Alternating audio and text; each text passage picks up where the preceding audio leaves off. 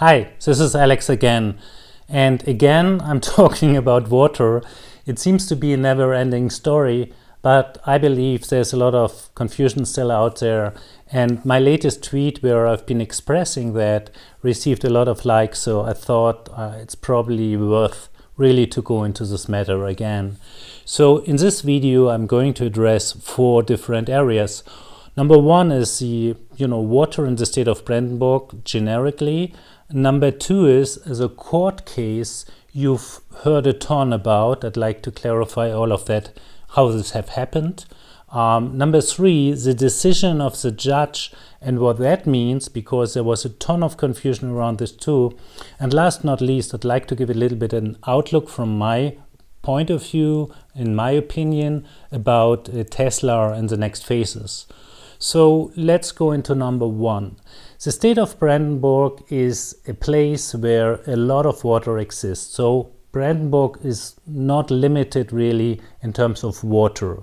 Just, go with a plane over it, look in Google Maps on the satellite picture. You are going to see a ton of lakes and rivers, and there's Baltic Sea. So yes, there is a lot of water. It's green there.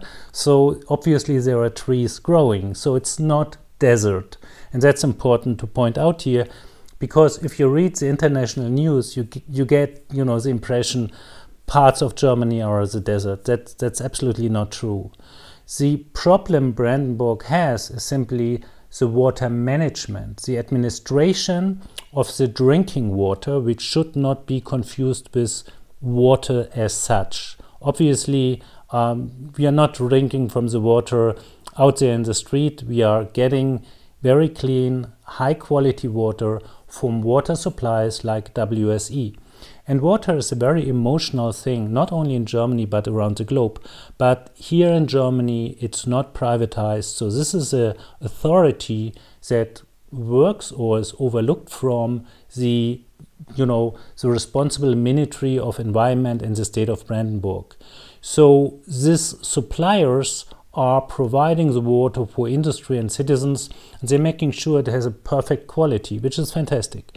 And this very good water that is not available in the amount everybody wants or would love to have it.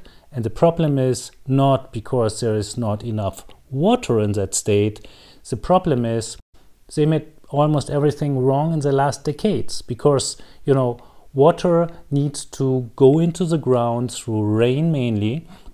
And over the years, it goes through the different areas of soil until it's really clean and can be considered drinking water. And that process is obviously not new. Everybody knows that, but it was not really managed very well in that sense that a lot of places in Brandenburg, the surface has been sealed, so water could not go into the earth and has been through pipelines, go into rivers and lakes, and from there into the Baltic Sea. So it was badly managed. That's number 1, the issue and the problem the state of Brandenburg and the Ministry of Environment really had, and I believe still has. The other thing is they reduced the resources in the ministry, which can make sure that new water supply from new areas can be produced, and that's something which is an administrative issue, because you just need money to hire people who are making the job. This is not rocket science. Yes, it's a complex matter. You need to have a lot of expertise to be sure that it's sustainable what you do, and that you are not putting more water out of the ground than is going in again, because at the end of the day you want to have the groundwater levels more or less stable, and the climate change is not making it easier, it's making it more complex and more difficult. But this is something you can solve. In addition, and I've been talking about this a lot on Twitter accounts, you have a ton of huge consumers in Brandenburg. One of those are the coal mines, the brown coal mines, which works on the surface. And in order to get the coal out of the ground, they are lowering the water level by pumping the water into the rivers, which is stupid, because it's really good quality water that is thrown away simply because of coal mining. And that doesn't make any sense in a time where Germany wants to, exit coal. So therefore, I just can't shake my head. And we talk about 100 million cubic meters from LAHG, which is one of a variety of coal mines in that area. And all refineries are the same problem, which, consuming a lot, and they even consumed more water than legally they are supposed to. But that's a little bit a different story. So what I'm trying to say here is water is available in Brandenburg.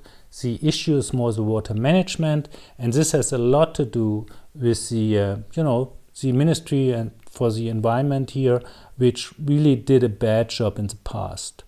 And when Tesla, arrived in Brandenburg late in 2019, making the announcement they want to build Giga Berlin, everybody was happy, but nobody looked at the simple fact that you have to make sure that, water is available. So at that stage, a few months later, early in 2020, the ministry just approved an additional water supply to the local water supplier. So you can get more water out of the ground and provide it to citizens and to the industry. And the WSE water supplier claimed that this additional water was related to the Tesla factory. And maybe it was, maybe it wasn't, but it doesn't matter, because at the end of the day, it was an official approval that went through all steps, and the water supplier got the approval to go for it. And at the end of the day, such a water supplier is not responsible for approving the amount they get out of the ground. They are just responsible for making sure the water they have the license for is delivered. That's their job, nothing more. So what happened? You, of course, know from the environmental groups NEBU and Grüne Liga, which is translated Green League. And these two environmental groups search for every opportunity, really, literally, every opportunity to sue Tesla. And what they did is, their lawyers, they looked at this approval from the ministry, and they found a couple of formal and they found problems, they found mistakes the ministry made, and they went through court. So two of the mistakes have been, number one, when you go through such a process where you approve new water, you have to have a public hearing, like we know it from the public hearing Tesla had, I think 2 or 3 already. So they've been doing that hearing, and before, 30 days before you run that hearing where everybody can attend, you have to show it to the public. You have to say, hey guys, in 30 days from now, and that's the rule, 30 days, we are going to have that meeting and we are talking about the water in our community. So the ministry made a mistake. They didn't do it 30 days before, they only did it 28 days before. So 2 days too late. And the environmental groups made the case, believe it or not, that if you, because 2 days have been missing, people couldn't prepare in a proper way for the hearing, which is really ridiculous, because think about it. If you have 28 days to prepare for this water hearing, it's more than sufficient, and this 2 days you're missing make no dent. I mean, this makes no difference. However, that's the number one case, and the number two, they've been, and that has been actually more serious, they've been saying that the expertise in terms of this additional water was outdated, that was an old one. And the ministry in Brandenburg acknowledged that. They said, well, we made a mistake. Indeed, we pulled the wrong expertise. We are sorry for that. But in the meantime, they fixed that. There was a new expertise, and that showed that enough water is in that region available to be supplied to the industry and to the citizens. So, deal done. So, throughout the court case, and I'm going now to the next chapter here, which is a court case. Throughout the court case, the judge made clear that enough water is available, and that, you know, the incremental water approval is in that sense totally correct, and there's nothing to worry about. The only thing the court said is this 2 days formal error is indeed an error. And, I'm the judge here, I'm the court, and 2 days less 30 days is just 28. So they've been asking the ministry now to fix that formal error, and the ministry will do that, of course. So there's no dispute about it. And because of that formal error, which doesn't have any influence of the outcome of the additional water supply, they've said, you have to go through that loophole and work through this, all of that. But at the end of the day, formally, it's a not lawful, it's an illegal approval the ministry have been given, and therefore they just, it's not lawful and it's not okay, and that needs to be fixed.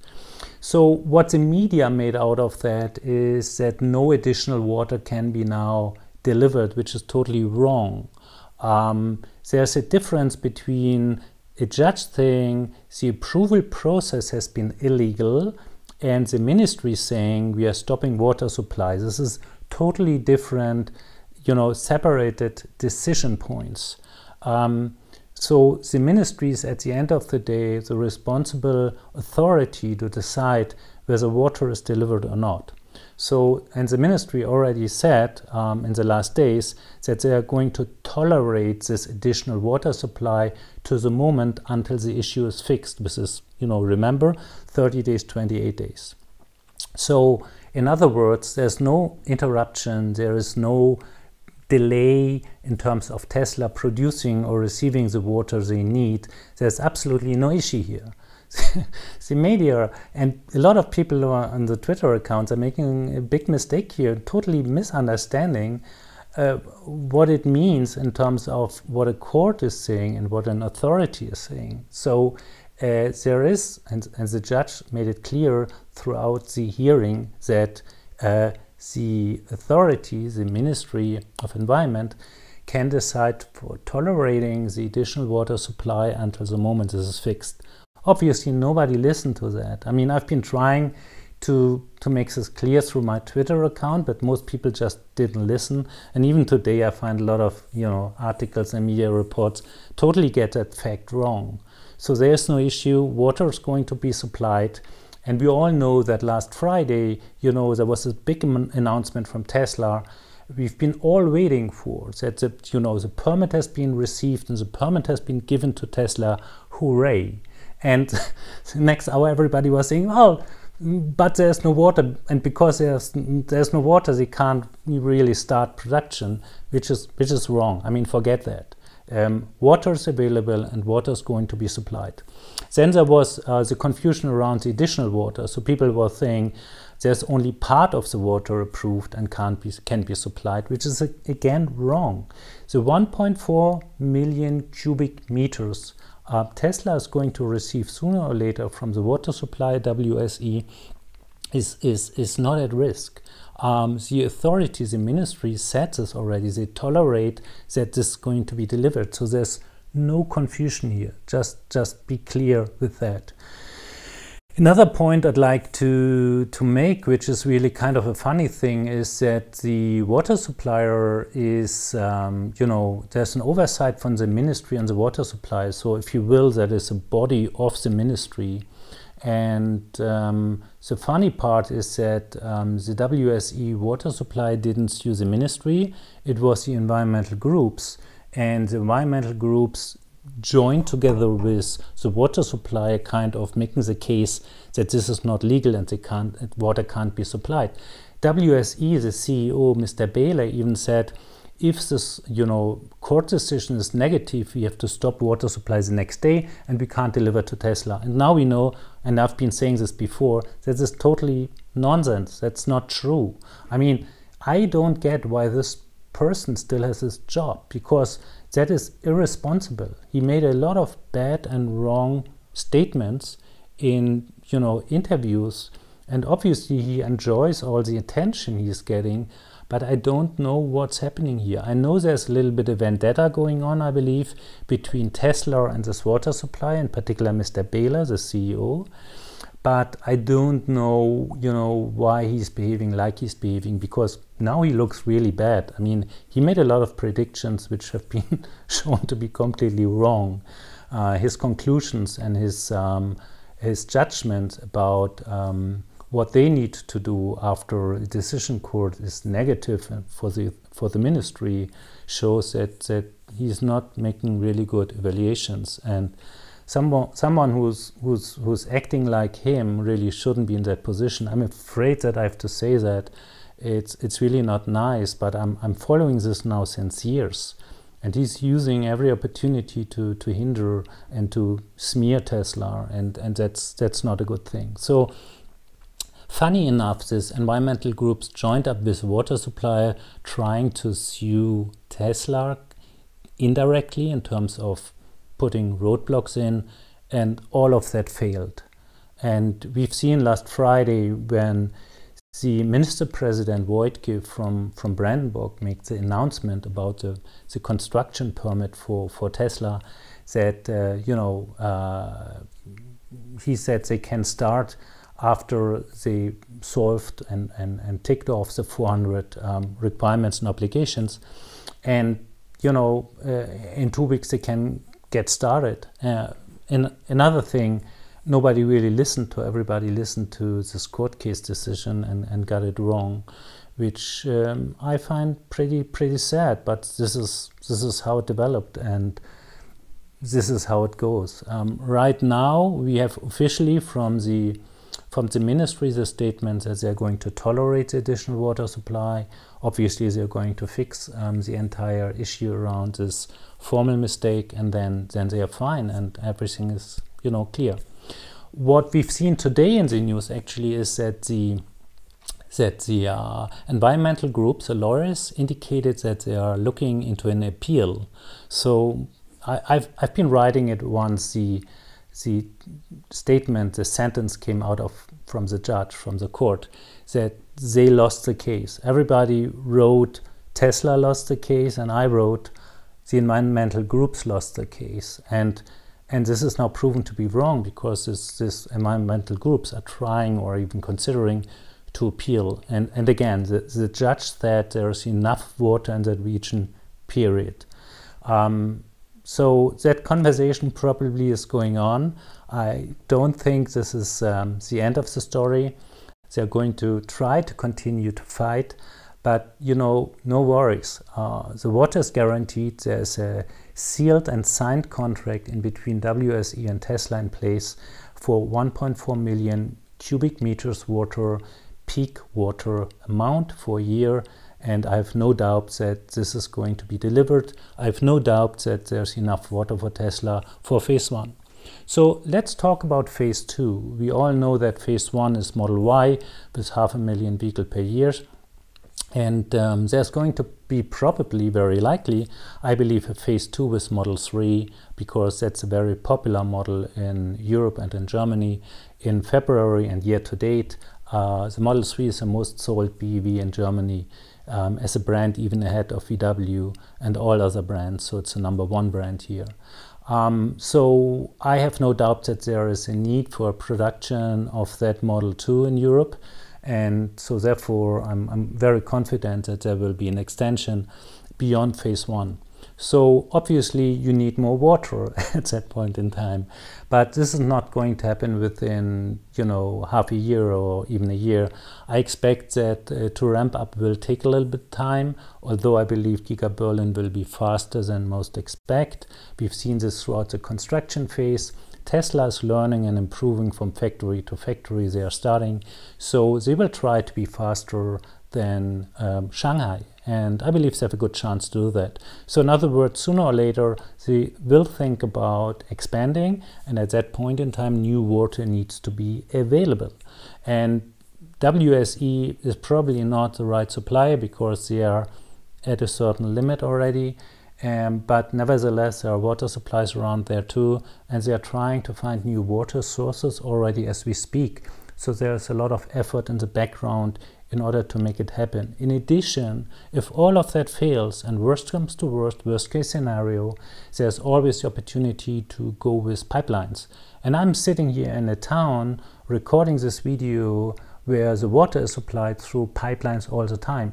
It's not unusual in Germany to have pipelines 40, 80 kilometers long in order to provide drink water for communities. So that's just the nature of it, and nobody talks even about it.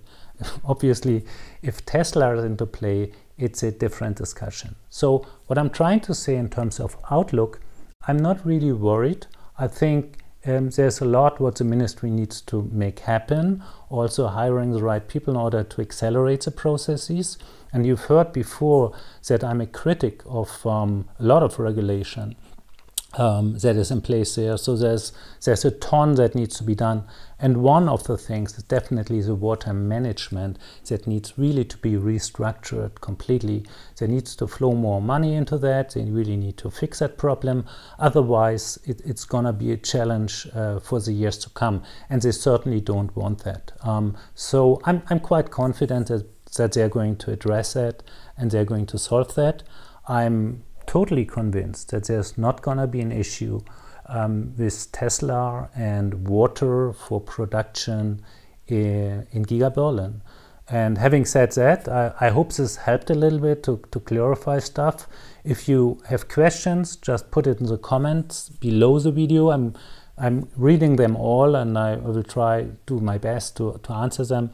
Or approach me on Twitter, where discussion about the water is ongoing, of course, all the time. Hope you enjoyed it and have a great day.